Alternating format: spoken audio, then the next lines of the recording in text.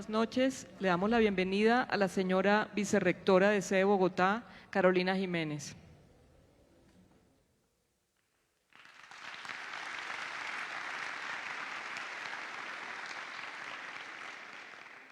Muy buenas tardes para todas y todos. En nombre de la Universidad Nacional de Colombia, de Presencias, Sonidos y Ecos de la Dirección de Patrimonio Cultural y de los artistas y compañeros y compañeras del Ministerio de las Culturas, el Arte y los Saberes, de la directora de la Biblioteca Nacional, Adriana Martínez Villalba, de la directora del Coro Nacional, Liliana Cifuentes, queremos dar una bienvenida profunda y entrañable a la familia Cano. A doña Ana María Búsquez de Cano, a sus hijos e hijas Juan Guillermo, Fernando, Ana María, María José y Camilo, que nos acompañan en la parte de adelante, de arriba del auditorio, y también a Fidel Cano, que si bien hoy no nos acompaña físicamente, cuya presencia sentimos hondamente en este recinto. Así también a los y las periodistas y editores del periódico El Espectador, a Nelson Freddy Padilla, quien nos acompaña con sus palabras.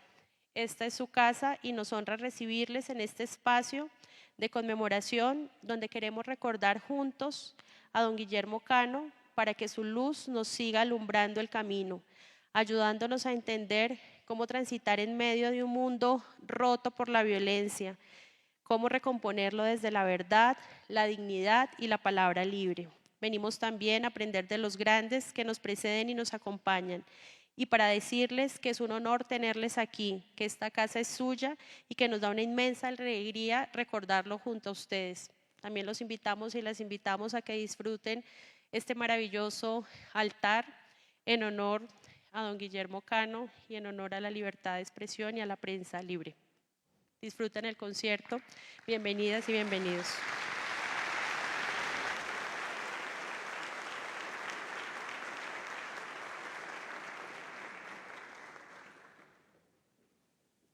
Bueno, yo solamente cumplo con darle la bienvenida. Gracias, vicerrectora de sede, por acompañarnos en este acto tan solemne. Por supuesto, a la familia Cano, por supuesto, a los periodistas del Espectador, a nuestro queridísimo amigo Nelson Freddy, que es de esta casa. Quiero, antes que nada, decirles que sigue vivo entre nosotros Guillermo Cano y que para nosotros compartir con el periódico El Espectador, más que un honor, es una confianza en que estamos en un camino que, si bien no está allanado, siempre dará luz. Lo que vamos a vivir esta noche, el altar, la música, las imágenes, este proyecto audiovisual que ha presentado El Espectador, que realmente nos llena el corazón de duelo, pero también nos enseña de qué trata la ética. Sabemos que la voz de Guillermo Cano no ha sido silenciada en ustedes, las nuevas generaciones de periodistas, en ustedes, la familia, y en nosotros, quienes aprendemos. Para nosotros es un honor inmenso en esta conmemoración y tener la presencia de estas personas tan excelsas que nos enseñan siempre con el ejemplo.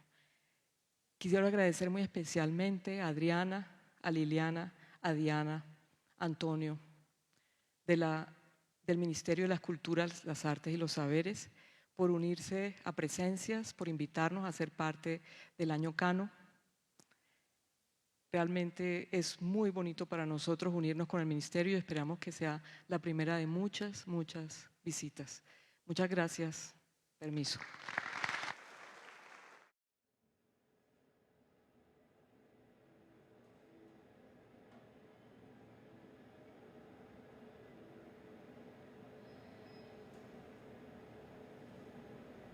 Somos un periódico con una larga trayectoria de persecuciones implacables, pero con un respaldo enorme de la opinión pública. Es un periódico viejo en años, pero joven, muy joven en su desarrollo ideológico y material. No vendemos, no hipotecamos, no cedemos nuestra conciencia ni nuestra dignidad a cambio de un puñado de billetes.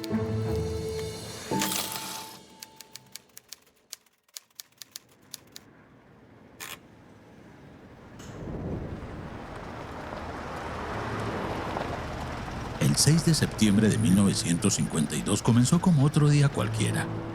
Para nosotros, en el periódico, con los problemas de siempre. Una lucha sin cuartel con la censura de prensa para entregar oportunamente la edición a nuestros lectores. Para otros, aquellos pocos que estaban en el secreto, el 6 de septiembre no iba a ser como los demás días. Y para otros, considerados bien informados, habría de ser un día excepcional en el calendario colombiano. Todavía mi ingenuidad me mantenía en la ignorancia de lo que se había forjado en las sombras, de lo que estaba tomando forma, de lo que iba a ocurrir ineludiblemente. En el 10º piso del edificio Monserrate, sobre las oficinas del Espectador, departimos en la despedida de nuestra colaboradora Inés de Montaña. Abajo se escuchaba el rumor amortiguado de la rotativa en marcha, alumbrando en sus entrañas fértiles las noticias en sucesión interminable. La gran mayoría de los empleados del periódico estaba ya ausente, pero pronto, de lo lejos, llegaron los primeros gritos y estampidos, anuncio inequívoco de una manifestación en marcha. Y luego los ruidos de cristales rotos, de maderas quebradas. Desde ese maravilloso periscopio sobre la ciudad que es el edificio Montserrat, en su parte más alta, sorprendidos por lo imprevisto de lo que acontecía, nos asomamos a las ventanas. Abajo, alrededor del edificio del Tiempo, posiblemente 100 sujetos arrojaban su carga de piedras sobre los ventanales y disparaban a lo alto sus revólveres de calibre conocido. De aquel grupo se desprendió otro más pequeño, subiendo hacia la carrera quinta, hacia nosotros. Pronto el ruido de cristales rotos, de madera quebrada, se hizo cercano. Se producía en nuestras propias oficinas, a nuestros propios pies. El Espectador era atacado. Distraído viendo cómo aquel pequeño grupo de iracundos descargaba su furia previa, meticulosamente encaminada hacia nosotros y nuestros colegas, vi cómo esos hombres rompían nuestra edición lista para ser distribuida. Cómo la incendiaban, la pisoteaban, cómo destruían las bicicletas de los repartidores, cómo hincaban sus navajas en las llantas de los vehículos estacionados en las puertas. El ataque duró media hora, al cabo de la cual el grupo desapareció. A nuestras puertas quedaron algunos policiales. Parecía como si la situación, con su sola presencia, hubiera quedado dominada. Dimos orden de salir al personal del periódico. Se cerraron las puertas de acero. Se bajaron las cortinas metálicas. Reinó un silencio total. Podrían regresar aquellos hombres. Era mejor prevenir. Solo quedó abajo el portero del Espectador. Los ascensores del edificio fueron bloqueados. Sobre la calle, ejemplares calcinados, piedras, cápsulas de revólver y 3, 4 policiales. Nada más. Nuestros invitados se despidieron. Una porción de hombres se desprende del grupo y sube por la avenida Jiménez. Vienen hacia el Espectador. Disparan revólveres, arrojan piedras. Unos suben hasta las ventanas del segundo piso. Entran al edificio y comienzan a arrojar a la calle muebles, archivos, libros, cuadros, papeles. Se prende la hoguera. Atacan la puerta de acero que no cede. Está blindada. Pero ya hay atacantes dentro del edificio. Han llegado al primer piso. Escuchamos una explosión. Están dinamitando la caja de caudales. El fuego ha hecho presa de la colección del periódico. Centenares de volúmenes de nuestro valioso e irreparable archivo sirven de combustible al incendio. Nos reunimos en la más lejana habitación, en la pura curva del edificio, con la convicción de que seríamos atacados por las hordas. Pero no subieron, no supimos por qué. Solo al día siguiente pudimos darnos cuenta de que algunos objetos de pequeño valor que yo tenía en mi habitación, un radio, parte de mi ajuar matrimonial, un reloj, vestidos y zapatos habían despertado en los asaltantes más interés. Uno de aquellos asaltantes debió considerar que mis zapatos eran finos, elegantes o nuevos, y en mi propia alcoba dejó sus botas de inconfundible procedencia policial. ¿Qué intenciones ocultas motivaron el 6 de septiembre? ¿Silenciar por el sistema del incendio y el saqueo la voz de la oposición? ¿Producir un levantamiento popular para extremar medidas de orden público? ¿Prohibir por medio de la violencia y la fuerza la libre competencia entre los periódicos? ¿Quiénes promovieron los disturbios? ¿Cómo los organizaron? ¿Quiénes fueron los autores materiales e intelectuales? Estos interrogantes solo podrá absorberlos la justicia colombiana.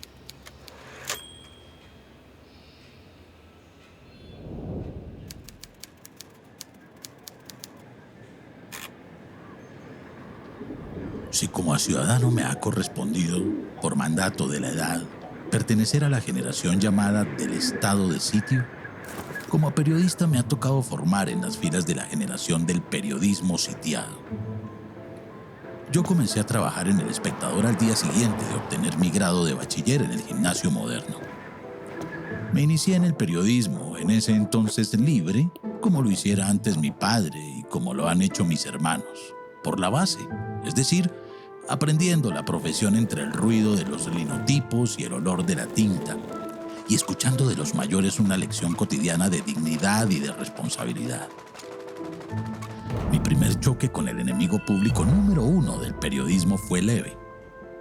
Por esos tiempos escribía pequeñas informaciones sin mayor importancia: movimiento cultural y artístico, reportajes humanos, crónicas callejeras. Ninguno de mis modestos escritos pasó por la censura, tan escasa importancia tenían. Pero porque era un material inofensivo a él, apelaba a la jefatura de redacción para reemplazar los artículos de fondo, las informaciones políticas, sometidos a la revisión previa de los censores y no siempre aprobados. El material de relleno, en tiempos de la censura, adquiere la categoría de información de primera necesidad. Recuerdo que en noviembre de 1949 el periódico me envió a Cartagena con la misión de informar sobre los detalles del concurso nacional de belleza. En la noche del 9 de noviembre me encontraba en los salones del Hotel Caribe cuando se acercó un botones y me entregó un cable urgente que decía, si mal no recuerdo, periódico decomisado en las calles por la autoridad, implantado el estado de sitio. Urge, envíe muchísimo material sobre concurso de belleza. Será único tema podremos publicar. Saludos, Espectador.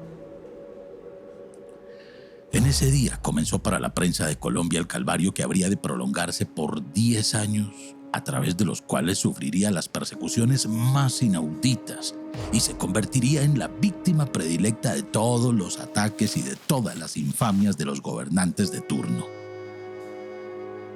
Los periodistas cambiaron de estilo.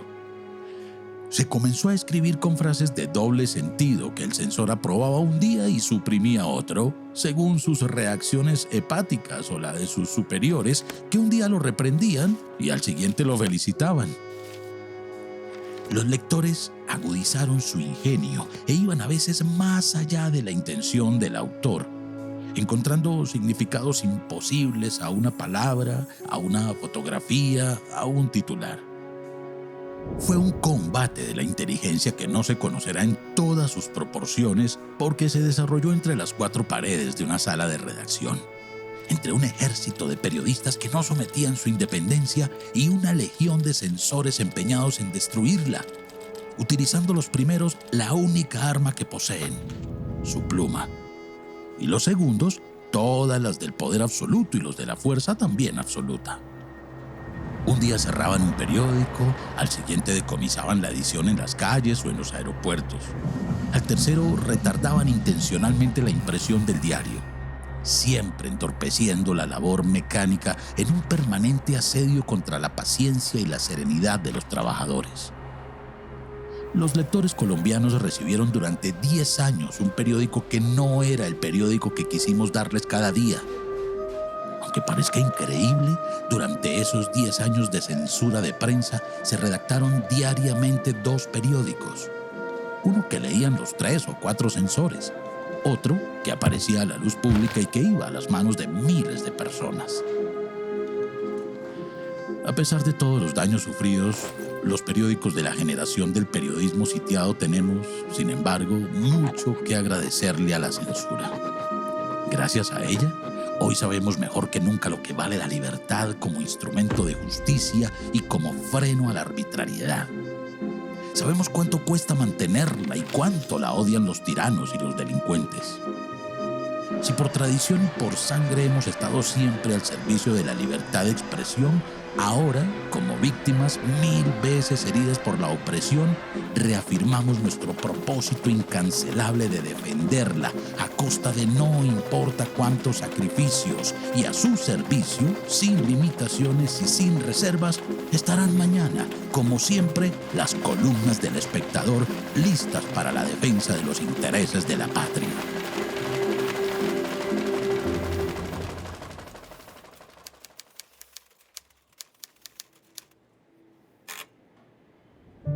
El cimiento más firme de un periódico respetable es su credibilidad.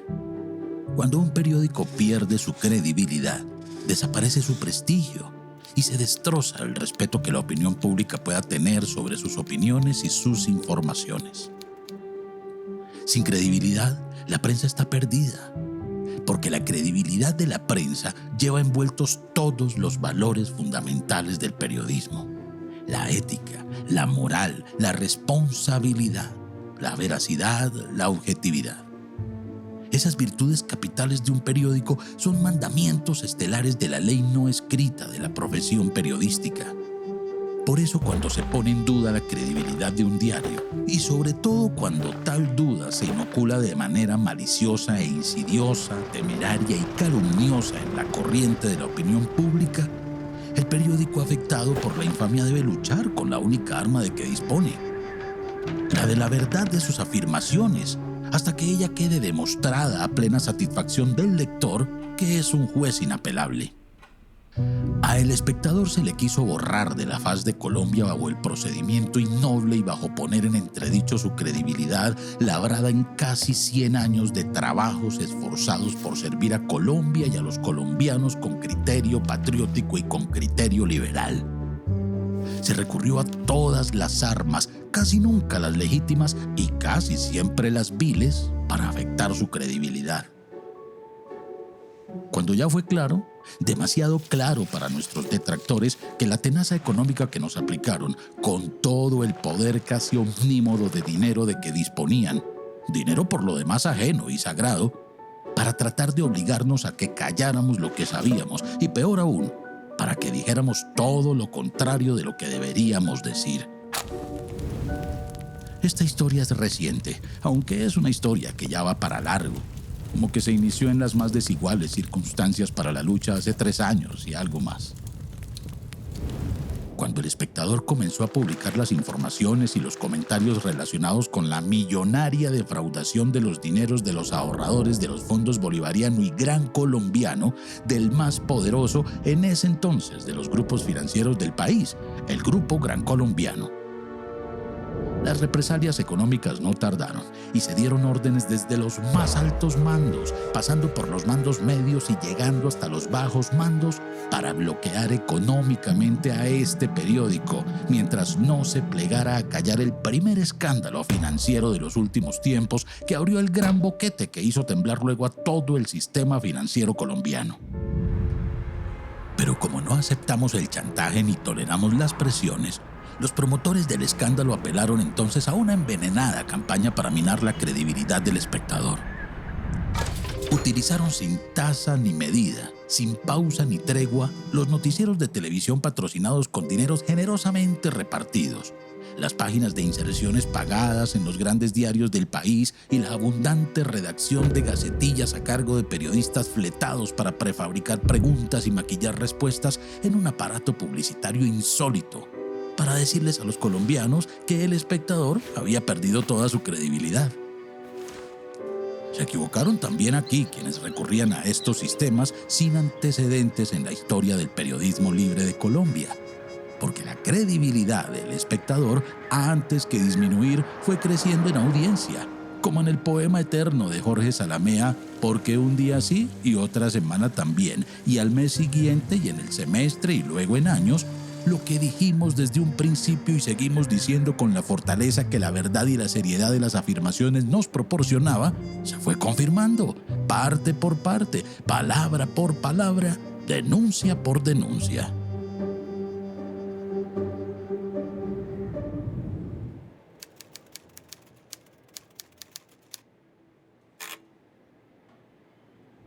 Hace más de una semana que la Cámara de Representantes, a pesar de iniciales vacilaciones y dilaciones, levantó la presunta inmunidad parlamentaria que dizque protegía al individuo Pablo Escobar Gaviria, en mala hora elegido suplente a la Cámara Baja en papeleta con su protegido Jairo Ortega.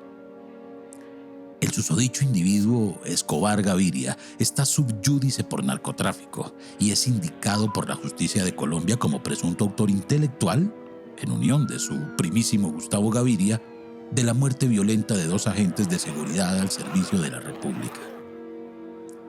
Hace también un poco más de una semana que el juez que investiga el doble y abominable homicidio impartió orden de captura en cumplimiento del correspondiente auto de detención y ya sin las dudas constitucionales respecto de la posible inmunidad parlamentaria del sujeto antes 2 veces mencionado.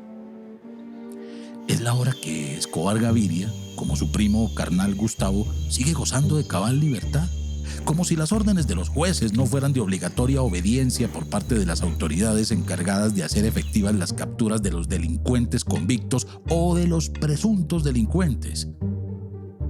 Hace mucho más de un mes, otro juez de la República dictó auto de detención y expidió la correspondiente boleta de captura contra otro individuo de las mismas calañas y las mismas mañas de los primos Escobar Gaviria, el narcotraficante Carlos Leder. Está vinculado dentro y allende de nuestras fronteras al delito de comerciar con estupefacientes y de enriquecerse con esa abominable y punible profesión. Durante mucho tiempo estos personajes siniestros lograron engañar y embobar a las gentes ingenuas, halagándolas con migajas y propinas, con dineros todos calientes, mientras la sociedad acobardada y en algunos casos engolosinada con los espejismos y atractivos de la vida cómoda del jet set emergente, veía crecer a su alrededor el imperio de la inmoralidad. Desenmascarados estos grandes personajes de la mafia del narcotráfico, la justicia, tan lerda y tan temerosa en el pasado, comenzó a actuar. Pero sus arranques, de un día para otro, han quedado como paralizados. Se sabe quiénes son y por dónde andan los fugitivos de la justicia. Mucha gente los ve, pero los únicos que no los ven son los encargados de ponerlos, aunque sea transitoriamente, entre las rejas de una prisión. ¿De qué raro y exótico privilegio disfrutan estos traficantes de la droga y mercaderes de la muerte para que contra ellos la justicia no logre avanzar un paso en el esclarecimiento de los delitos que se les atribuye y de los cuales parecen existir abundantes pruebas? En nuestras cárceles hay muchos delincuentes y hasta no pocos inocentes en quienes sí se han cumplido las órdenes judiciales de captura y detención. Y hasta un puñado de banqueros inescrupulosos, abusadores y estafadores están en sus celdas de las cárceles colombianas.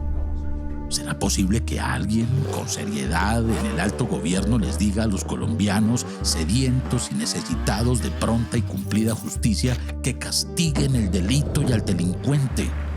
¿Por qué están libres, continúan libres individuos como los primos Escobar Gaviria, los Leder, los banqueros y corredores de bolsa defraudadores, los caracterizados ejemplos de la inmoralidad campante?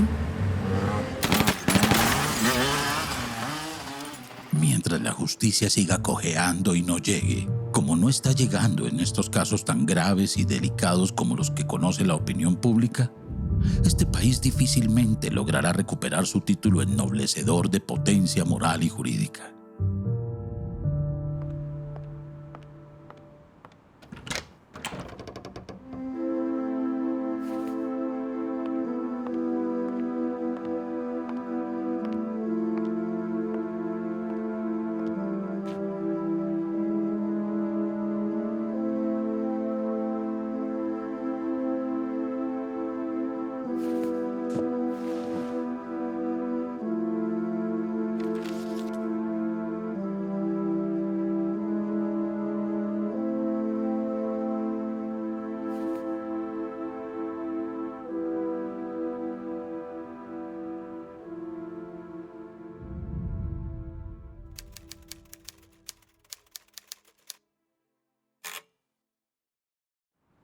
Hay tanto por escoger que resulta un imposible identificarlo.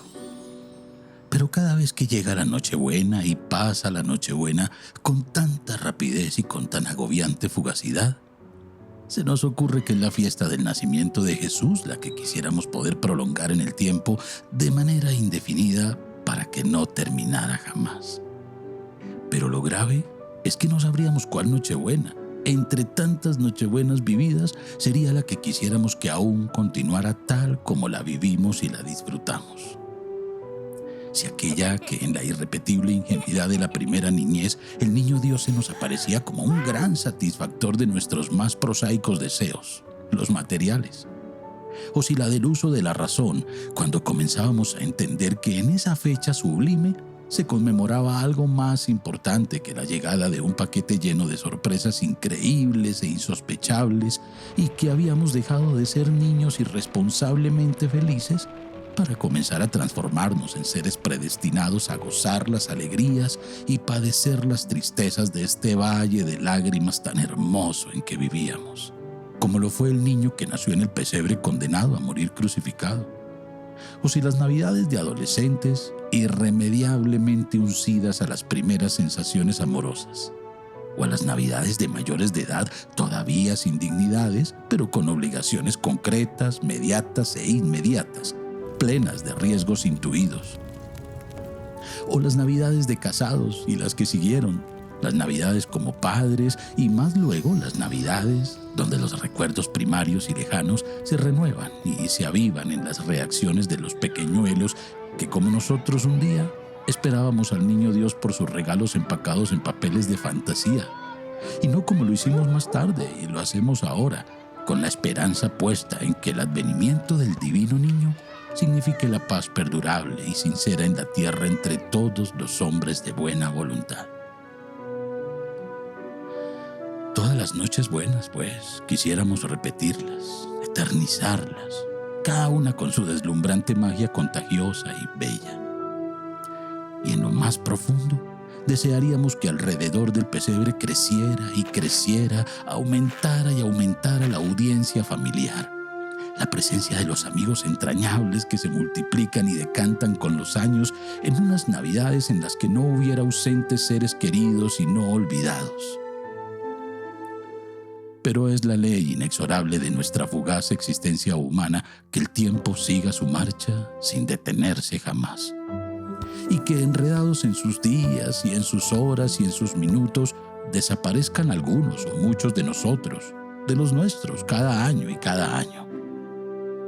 Como compensación generosa por lo que hemos perdido irremediablemente, que broten nuevos retoños para que la maravillosa sustitución de los muertos por los nuevos vivos, en que se repiten la sangre y los afectos, nos permita cargar con la soledad de la propia vida, que de otra manera resultaría insoportable.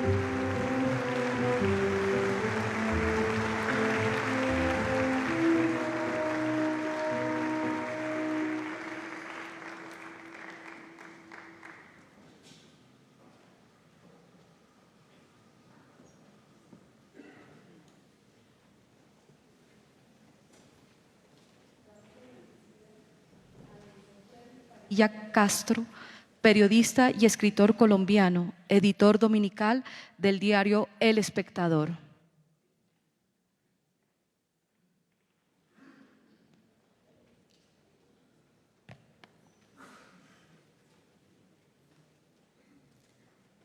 Buenas tardes a todos, un gusto que estén acá.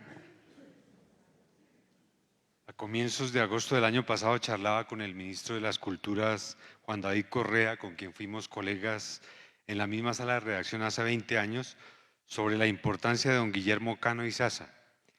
Le conté que como en 2025 se cumplía el centenario de su natalicio, estábamos preparando eventos especiales en El Espectador y le pedí el favor de que propusieran en el ministerio una declaratoria del año Guillermo Cano, como se ha hecho en recuerdo de otros influyentes personajes de la historia de Colombia. Él se comprometió con el proyecto y el 20 de agosto de 2024 firmó la resolución 310 que dice, comillas, para conmemorar su vida, obra y legado en la construcción de la paz y la búsqueda de la verdad en nuestro país. Gracias a ese respaldo, a lo largo de este año, hemos exaltado los valores que encarnaba el recordado director del diario nacional más antiguo y que a veces parecen refundidos en la sociedad actual, como decencia, honestidad, solidaridad, tolerancia, valentía. Hoy estamos reunidos para honrar su memoria, tal vez como él hubiera preferido, con música. Quienes hemos dedicado buena parte de nuestra vida a trabajar en El Espectador, sabemos de la importancia que don Guillermo le daba a la cultura, tanta como a las denuncias contra la corrupción y las mafias que terminaron asesinándolo. Manuel Dresner, uno de los columnistas más antiguos del periódico, recordaba que consolidó su vocación de crítico musical inspirado por el interés de Guillermo Cano en lo cultural. Comillas, le gustaban mucho la zarzuela y las obras de teatro y nos sentábamos a hablar de música por horas. Fernando Cano, aquí presente, mi primer jefe cuando llegué como estudiante y redactor en 1991, cuenta sobre su padre en el libro biográfico Tinta Indeleble, comillas. En uno de sus viajes regresó de Europa seducido por la fiebre de los Beatles y con un disco de regalo supo vendernos la idea de que estaban revolucionando el mundo. Así le pedía a la nueva generación que se conectara con la música moderna, con el ritmo de Liverpool. Fernando también recuerda que a don Guillermo le encantaban los tangos, los boleros, la música mexicana, que no era raro oírlo cantar Caminito o El día que me quieras de Carlos Gardel o las canciones de Olga Guillot y de José Alfredo Jiménez, que hablaba con propiedad de Joan Manuel Serrat, Roberto Carlos, Cat Stevens, Frank Sinatra, los Rolling Stones. Era un hombre de muy poca vida social, mucha vida familiar y música clásica que disfrutaba en la radio. Programas de suave música para descansar los llamaba y eran un escape de las obligaciones del periodismo en un país siempre convulsionado. En el citado libro, el propio Guillermo Cano recuerda que la música salva vidas, porque en su juventud estuvo a punto de naufragar cuando navegaba por el archipiélago de San Bernardo y mientras estaban a la deriva, convenció a sus amigos de cantar coros de zarzuela, boleros de Agustín Lara y canciones de Guti Cárdenas hasta que los rescataron. Hombre modesto, decía que su oído cano no era muy apto para las sutilezas musicales, pero oigan lo que escribió en una crónica del 12 de febrero de 1946, titulada Niños y ancianos, sordos y ciegos en el Teatro de la Media Torta, sobre la importancia de este espacio cultural en Bogotá. Comillas, juntos el pobre y el rico, unidos, el joven y el viejo, todos como una sola persona, escuchaban los maestros cantores y otras obras musicales de los grandes compositores. Y al lado de la música clásica, que unos pocos entendían, pero que a casi todos sentían, se escuchaban los acordes de Alma Llanera o del Galerón, emocionando a todos. En sus viajes internacionales escribía sobre el impacto universal de la música. El 8 de abril de 1951, en su nota París de día y París de noche, se declaró sorprendido por el ritmo del jazz interpretado mejor en el corazón de París de lo que puede ser en el barrio negro de Nueva York. En otra columna del 16 de mayo de 1951 anotó: la luz fue apagándose y se encendieron los focos del escenario. La orquesta inició la interpretación de una pieza musical tropical tocada con el inconfundible ritmo francés que hace de un bolero un blues y de una rumba caliente un foxtrot. Sin embargo, la cadencia de música nos parecía familiar, muy nuestra. Sin quererlo, el ritmo fue apoderándose de nosotros y de nuestros labios. Comenzó a brotar la canción. La múcura está en el suelo, mamá no puedo con ella. Terminada esta frase, todos nos miramos. Sí, era la múcura, presentada en el mejor teatro de París como una guaracha norteamericana. Varias veces se atrevió a escribir sobre ópera, luego de ir a la temporada en su querido Teatro Colón. A Pedro Vargas le dedicó una profunda columna a propósito de un concierto que el tenor dio con la Orquesta Filarmónica de México. Explicó la influencia de Agustín Lara en la obra de Vargas y analizó los tonos, los matices, la armonía, las notas musicales del que llamaba el gran binomio de la música romántica latinoamericana. En esta época, su alma musical ya estaría preparada para las fiestas de Navidad. Mi corazón se alegra con la música de los villancicos, repetía cada fin de año, y los disfrutaba como un niño más junto a sus nietas. Alegría es otro valor que él representaba y que hoy nos emociona al recordarlo. Así el Requiem del Silencio de Blas Emilio Ateortúa, que oiremos ahora, sea una composición de contención y duelo por quienes fueron acallados, las palabras de Guillermo Cano aún resuenan y hay una nación que las escucha. Este restaurado escenario, tan importante para la cultura colombiana, lleva el nombre de su amigo poeta León de Greiff, y un verso de la sonatina en la bemol, Noche Morena, dice: su voz es como el eco de inauditas músicas. Gracias.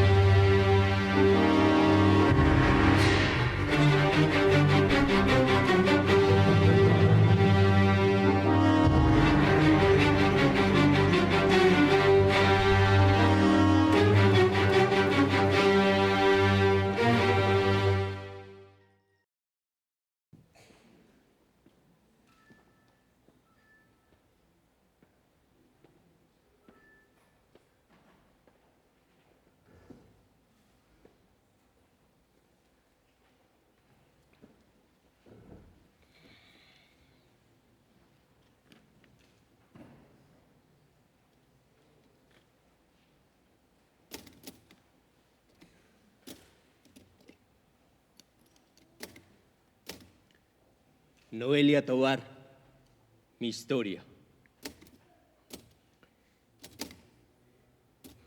Me duele ver que esta es la patria amarga de muchos colombianos, arrancados de su terruño, cuando la infancia no ha terminado. Yo y mi familia llevamos 8 años en el alma una pregunta que se come el tiempo. Para mí, la patria, la justicia y la paz son como una nebulosa que no me deja un sabor agradable. ¿Por qué? ¿Quiénes nos robaron a mi papá? ¿Qué hicieron con él?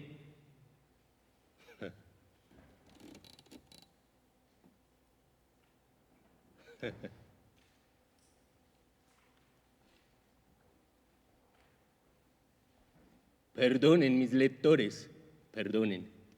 Si en este 1986 les he aguado las fiestas de Navidad, que yo, ajeno a tanto drama de tanto colombiano, celebré con tan desbordada alegría en el pasado.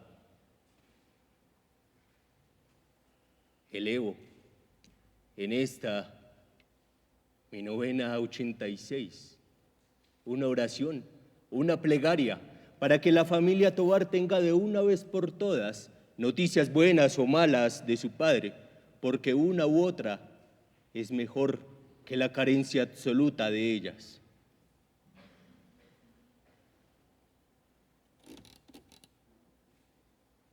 Que es como existir en el limbo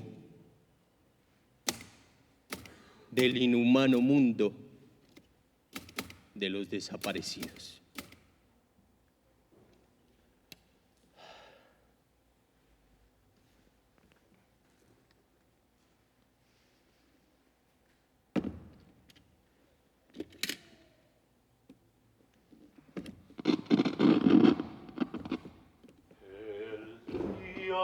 Que me quieras,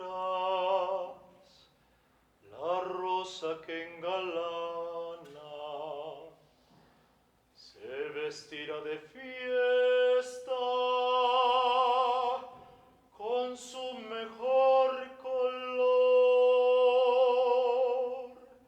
Al viento las campanas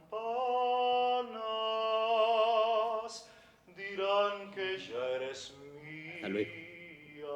El espectador. Y locas las fontanas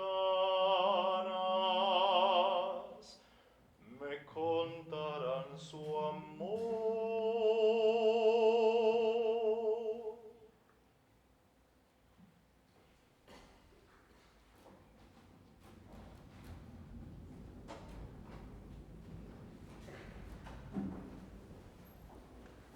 El espectador. Lleven su periódico hoy. El espectador. El espectador. Lleven su periódico hoy. El espectador.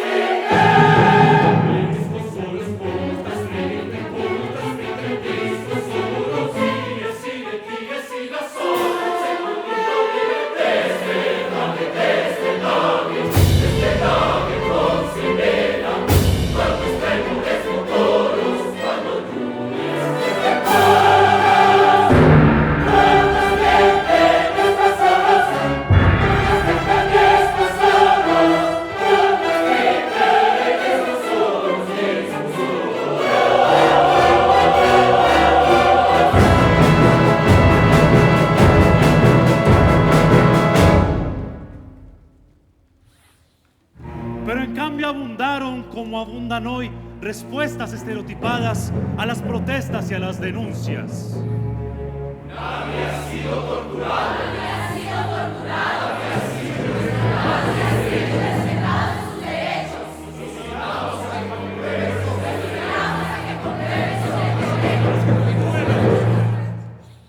Que todos son impudios y mentiras de la oposición. No podemos tolerar que intervengan personas extrañas en nuestros asuntos con prácticas subversivas.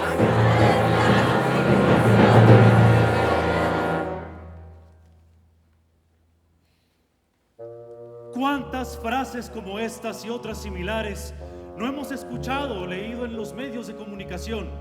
Sobre todo en aquellos sometidos a la mordaza, a la información dirigida, mientras las voces de sus familiares y amigos, de los torturados o asesinos, jamás lograron traspasar la impenetrable muralla de las verdades oficiales.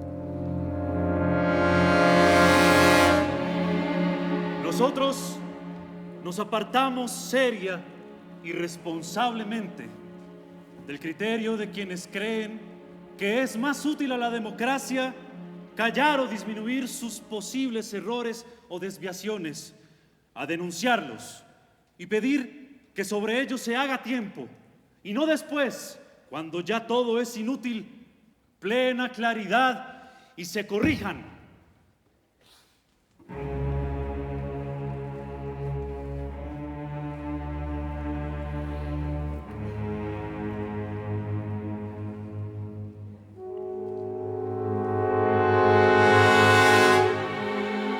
Porque con las mejores intenciones se han cometido los peores pecados. Nada pues sobra, y en cambio sí falta mucho para alcanzar una vida democrática, liberal y justa, lo menos perfecta posible, para que exista en realidad una diferencia notable y concreta con los demás sistemas.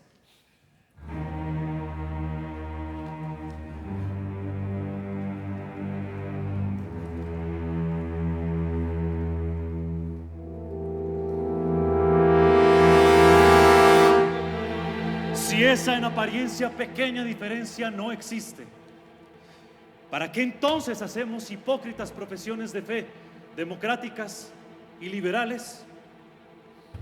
Jamás saldrá de nuestras plumas una apología del delito. Cométalo quien lo cometiere. No lo hemos hecho, no lo haremos. Pero por eso mismo tenemos derecho a negarnos a permanecer indiferentes o silenciosos cuando se escuchan voces solitarias o a coro que anuncian que algo grave ha podido o puede estar ocurriendo. Preferimos hacernos presentes de inmediato y cuantas veces sea necesario. Si llegan a nosotros advertencias que por ahí anda suelto.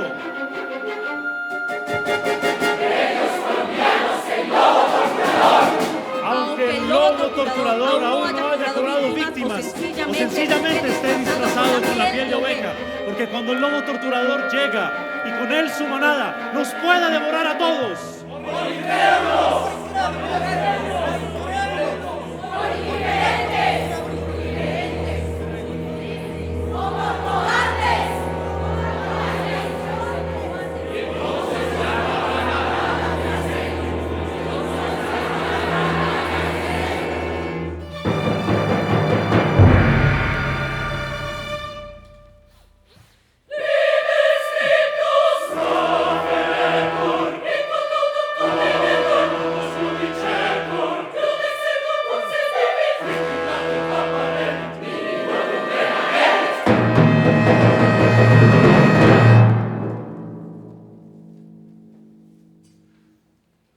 Tenemos pues que la tesis oficial de que lo mismo da libertar un preso que 311 es sólida, pero solo en las apariencias. ¿Cuántos de los procesados que siguen pagando cárcel son inocentes de delitos comunes y atroces? Pasarán hasta meses antes de saberlo, si se logra saberlo. Porque como hay presos políticos, como torturas, los hay. No cabe duda, como diría Hefestos. Lo mismo da la tortura que 100 o 311. Es conveniente seguir diciendo verdades y no mentiras. Respecto de las últimas, parodiando la tesis del gobierno, lo mismo de grave. Es un solo caso de torturas. Que 5, 20, 100 o 311.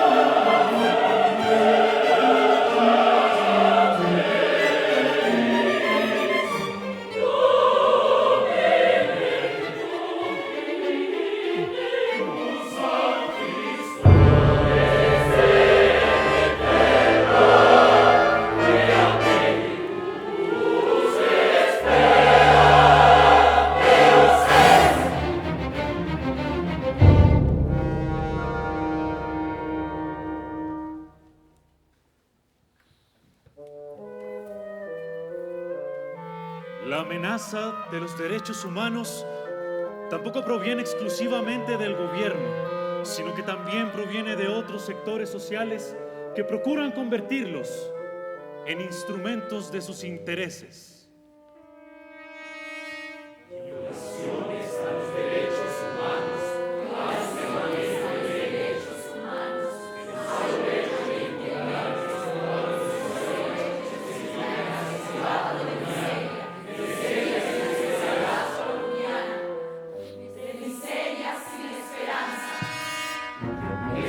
¡Violeta!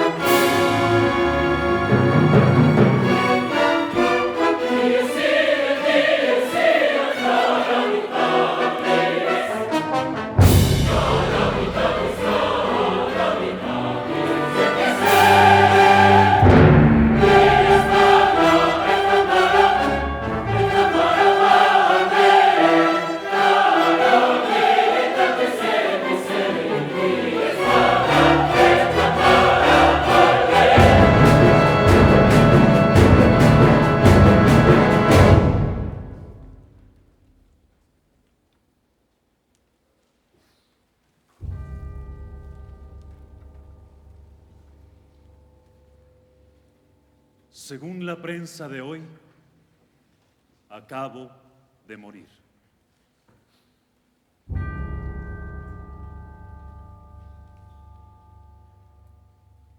Perdido entre anuncios de espectáculos vivos está el aviso de mi muerte. No se trata de alguien que hubiera usado mi mismo nombre, aunque ya sería extraño, pues mi nombre resulta ser bastante singular.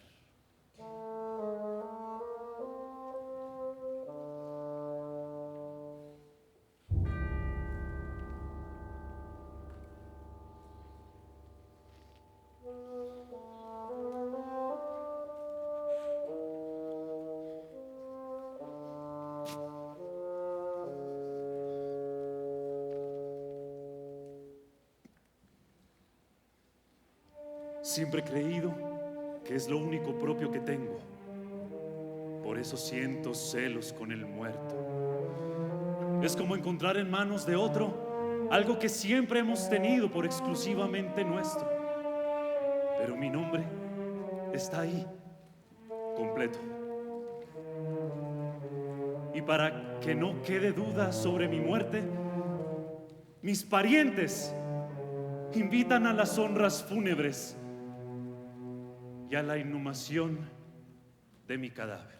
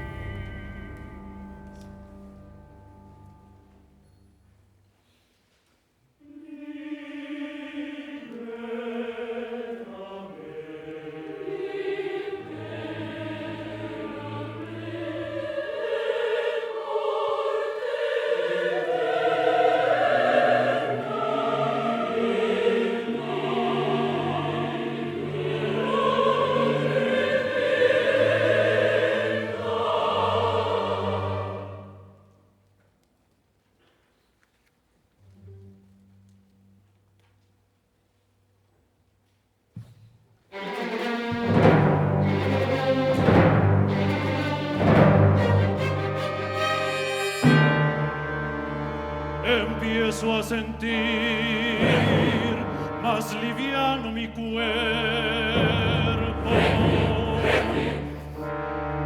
El espejo solo refleja su sombra.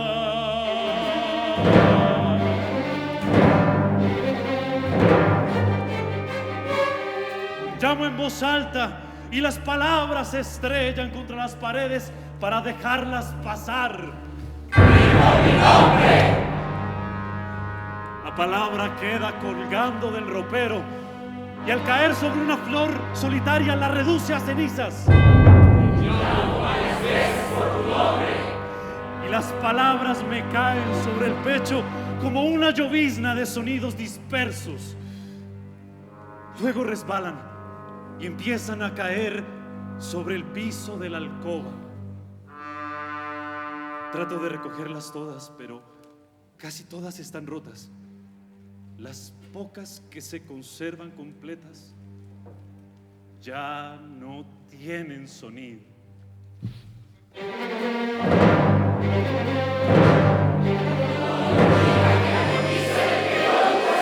Sin embargo, hay circunstancias que me hacen dudar. Por ejemplo, al recoger pedazos de palabras, uno de ellos me ha herido la mano. Por su color deduzco que es la palabra amor. Salgo a la calle. Los vecinos me miran y comentan: ¡ahí va el muerto! Difícil es comprender la impresión que produce la propia muerte. No es frecuente que uno muera todos los días.